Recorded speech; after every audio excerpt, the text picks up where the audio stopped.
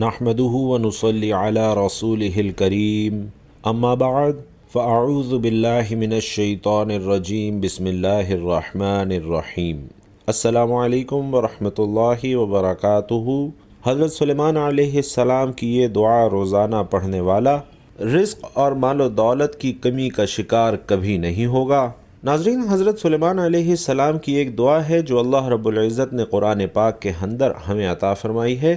اگر کوئی انسان کوئی بھی منصب، عہدہ یا رزق چاہتا ہے اور ایسا کہ جو آج تک کسی کو نہیں ملا یا بعد میں کسی کو خاص طور پر وہ مقام و منصب نہیں ملے اور اس کو مل جائے، تو اللہ نے وہ دعا ہمیں قرآن پاک میں سکھائی ہے، اور وہ دعا آج میں آپ کو اس ویڈیو میں بتانے جا رہا ہوں۔ حضرت سلیمان علیہ السلام نے وہ دعا کی، اللہ نے ان کو ایسا منصب عطا فرمایا، ایسا اقتدار عطا فرمایا اور ایسی دولت، ایسا رزق عطا فرمایا جو بعد میں قیامت تک کسی کو نصیب نہیں ہوگا۔ حضرت سلیمان علیہ السلام یا دیگر انبیاء کی جو دعائیں قرآن پاک میں ہیں، اگر ہمیں ان کا صحیح طریقے سے ناظرین ادراک ہو جائے اور ہمیں ان دعاؤں کا پڑھنے کا صحیح انداز آ جائے تو یہ دعائیں ہی ہمارے لیے کافی ہے۔ جیسے ہم لوگ ادھر ادھر کے وظیفے پڑھتے ہیں، ایسے الفاظ پڑھتے ہیں جن کا معنی بھی ہمیں نہیں پتہ ہوتا، اور بعض اوقات لوگ ایسی چیزوں کا نام لیتے ہیں کہ آپ ہمیں بتا دیں، ہم اس کے عامل بن جائیں یا اس کو کیسے پڑھیں۔ تو ناظرین، ایسی چیزیں جن کی کوئی سند نہ ہو، ان کو پڑھنا بھی نہیں چاہیے۔ قرآنی الفاظ، انبیاء کی دعائیں اتنی بڑی تعداد میں ہیں، آپ دیکھیں ہر نبی کی دعا قرآن پاک میں اللہ نے ہمیں بتائی ہے۔ تو حضرت سلیمان علیہ السلام کی یہ دعا بہت ہی زیادہ تاثیر اور طاقت والی ہے، اور یہ دعا اتنی طاقتور ہے کہ اگر ایک بندہ نوکری چاہتا ہے، کوئی ایسی نوکری جو اس کے اسٹیٹس کے مطابق ہے، اس کی تعلیم کے مطابق ہے، اب وہ بندہ تعلیم یافتہ تو ہے لیکن اس کو نوکری چھوٹی مل رہی ہے، لیکن وہ چاہتا ہے کہ مجھے میری تعلیم کے مطابق نوکری مل جائے، تو یہ دعا، یہ وظیفہ حیات بنا لے، اس کو پکا پکڑ لے، انشاءاللہ تھوڑے ہی عرصے میں اسے اللہ تعالیٰ وہ نوکری عطا فرما دیں گے۔ اب ایک بندے کے پاس ہنر ہے، دماغ ہے، وہ بزنس کرنا چاہتا ہے لیکن اس کے پاس اسباب نہیں ہیں، تو انشاءاللہ اللہ اسے وہ اسباب عطا فرما دیں گے کہ ایک بندے کے پاس کاروبار ہے لیکن اس میں ترقی نہیں ہے، آگے نہیں بڑھ رہا، تو اللہ اس کی برکت سے اس کو اتنی ترقی عطا فرمائیں گے۔ یا اس طرح جو ہے انسان کوئی اقتدار چاہتا ہے، اختیارات چاہتا ہے یا کوئی اور معاملات ہیں، تو اللہ اس کے معاملات میں ایسی برکت عطا فرمائے گا کہ جس میں اس کی عزت بھی ہوگی اور بلندی بھی ہوگی۔ یعنی یہ دعا آپ سمجھ لیں کہ سارے مسائل کو حل کرنے کے لیے اللہ نے ہمیں عطا فرمائی ہے۔ یہ امت محمدیہ پر احسانات ہیں کہ اللہ نے کسی نبی کی امت کو اس طرح عظیم دعائیں نہیں دی جو نبیوں نے اللہ سے مانگی اور اللہ تعالیٰ نے انہیں فوراً مقبول فرما کر وہ چیز انہیں عطا فرما دی، گویا وہ اس میں اعظم ہو گیا اور وہ نبیوں کی خاص دعائیں ہو گئی۔ اب آپ جیسے میرے پاس آئے ہیں، مجھے آپ پوچھیں گے ہمیں وہ خاص وظیفہ بتا دیں، بڑے بڑے عامل آتے ہیں، بڑے بڑے لوگ آتے ہیں، اہل علم علامہ بھی کہتے ہیں کہ ہمیں وہ وظیفہ بتا دیں جو آپ خاص طور پہ کرتے ہیں، اور آپ ہر طرف آگے ماشاءاللہ بڑھتے جا رہے ہیں، تو یہ آپ ہمیں خاص وظیفہ بتا دیں۔ لوگ ہم سے پوچھنے یا اس طرح کسی اور بزرگ کے پاس جاتے ہیں، ان سے پوچھنے کے لیے ہر انسان تگ و دو میں رہتا ہے۔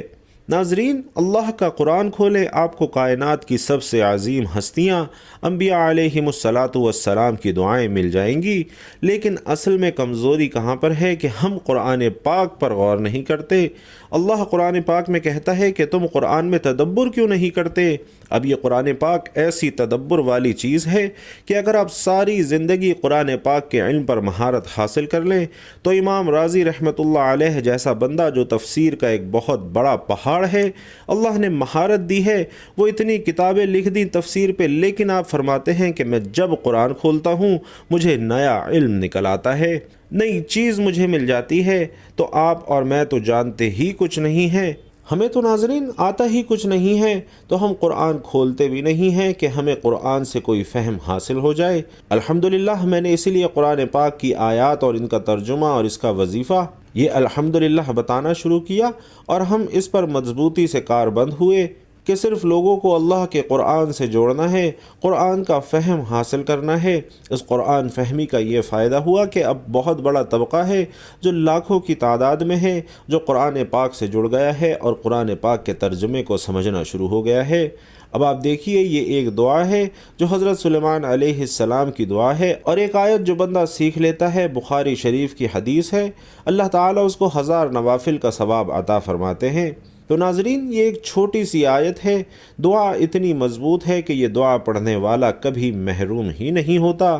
آپ اس کو اگر یقین کے ساتھ پڑھیں گے، اور 2 چیزیں لازمی ہیں، ایک یقین ہو جو چیز آپ پڑھ رہے ہیں کہ میرا اس سے کام ہو جائے گا، اور دوسرا یقین ہو کہ جس کی بات ہے وہ سچا ہے، اس پہ مجھے بہت اعتماد ہے۔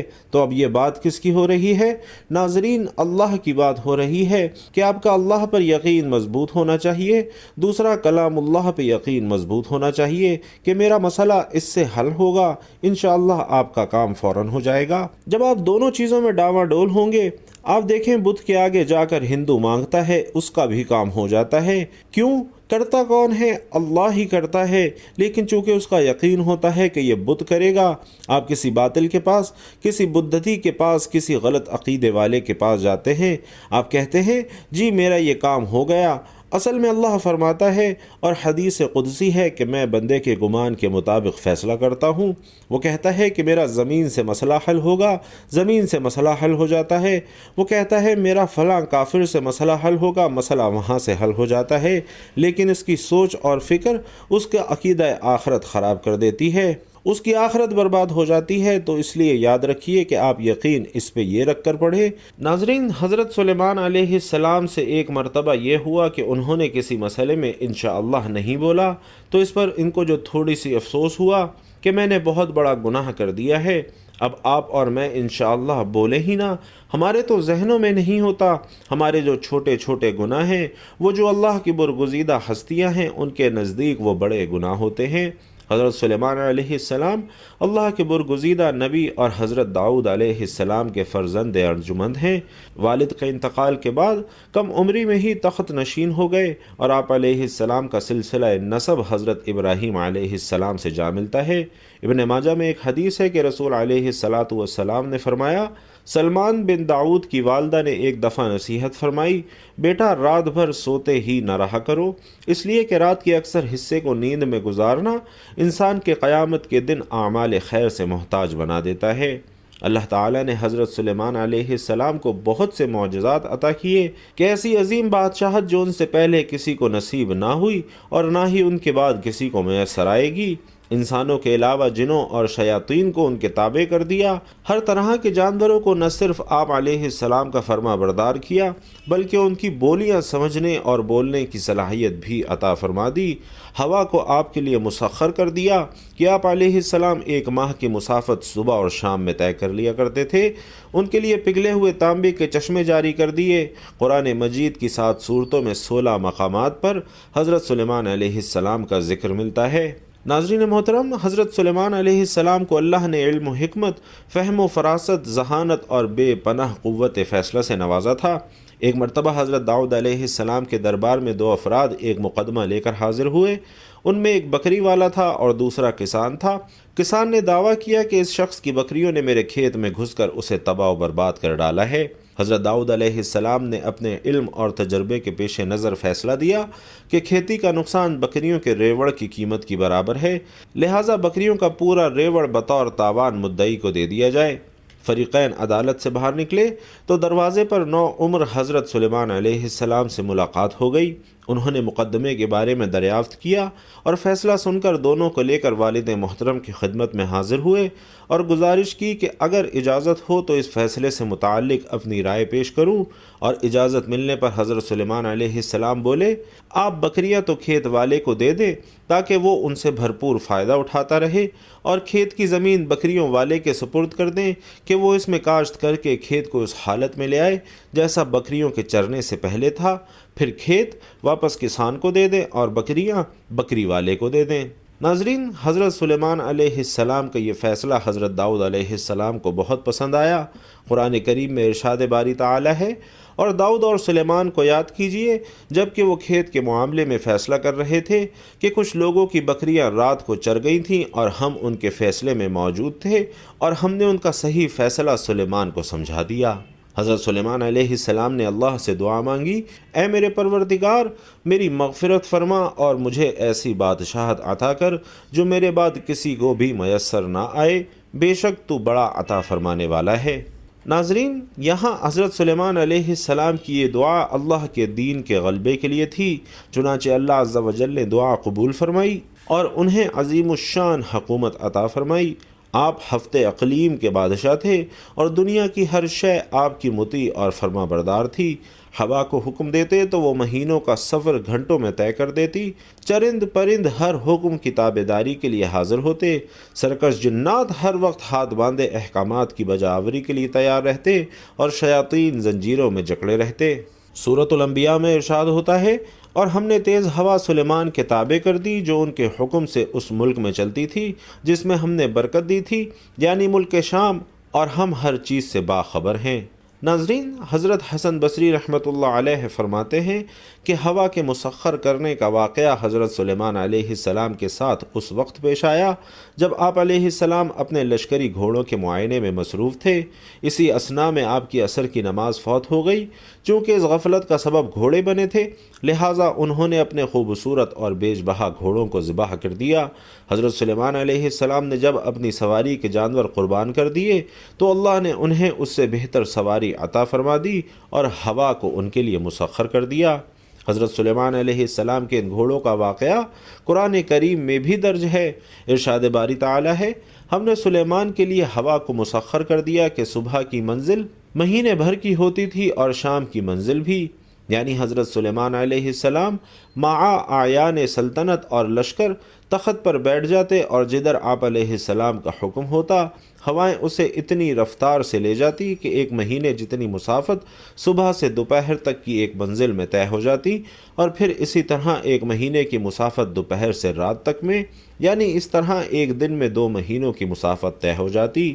ابن ابی حاتم نے حضرت سعید بن جبیر سے نقل کیا ہے کہ تخت سلیمانی پر 6 لاکھ کرسیاں رکھی جاتی تھیں جن پر حضرت سلیمان علیہ السلام کے ساتھ اہل ایمان انسان اور ان کے پیچھے اہل ایمان جنات بیٹھتے۔ پھر پرندوں کو حکم ہوتا کہ وہ تخت پر سایہ کر لیں تاکہ آفتاب کی تپش سے تکلیف نہ ہو۔ ہوا اس عظیم الشان تخت کو اٹھا کر جہاں کا حکم ہوتا وہاں پہنچا دیتی، اور بعض روایات میں ہے کہ اس ہوائی سفر کے وقت پورے راستے حضرت سلیمان علیہ السلام سر جھکائے اللہ کے ذکر اور شکر میں مشغول رہتے۔ تو ناظرین، آج کے وظیفے کی جانب چلتے ہیں، لیکن اس سے پہلے آپ بہن بھائیوں کو بتانا چاہتا ہوں کہ جن جن بہن بھائیوں نے اپنا نام لے کر خصوصی اجتماعی دعا میں دعا کرنے کا کہا تھا، ان سب کا نام لے کر خصوصی اجتماعی دعا میں ان کے لیے خاص طور پر دعا کی گئی ہے کہ اللہ تعالیٰ ان کو درپیش تمام مشکلات، تمام مسائل حل فرمائے اور ان سب کی تمام جائز حاجات اور خواہشات پوری فرمائے۔ اور آپ میں سے جو بہن بھائی چاہتے ہیں کہ ان کے لیے بھی ہم اجتماعی خصوصی دعا کروائیں تو وہ اپنا نام کمنٹ باکس میں لکھ دیجئے۔ انشاءاللہ ان سب کے لیے خصوصی اجتماعی دعا کروائی جائے گی کہ اللہ ان سب کے بھی مسائل حل فرمائے اور ان سب کی تمام نیک جائز حاجات پوری فرمائے۔ تو اپنا نام کمنٹ باکس میں لکھ دیجئے، انشاءاللہ آپ سب کے لیے دعا کروائی جائے گی۔ تو ناظرین، اب چلتے ہیں وظیفے کی جانب کہ اگر کوئی بھی شخص امیر ہونا چاہتا ہے تو یہ حضرت سلیمان علیہ السلام کی دعا ایک دن میں ضرور پڑھا کرے، جتنی بار پڑھے وہ دولت کا بادشاہ بن جائے گا۔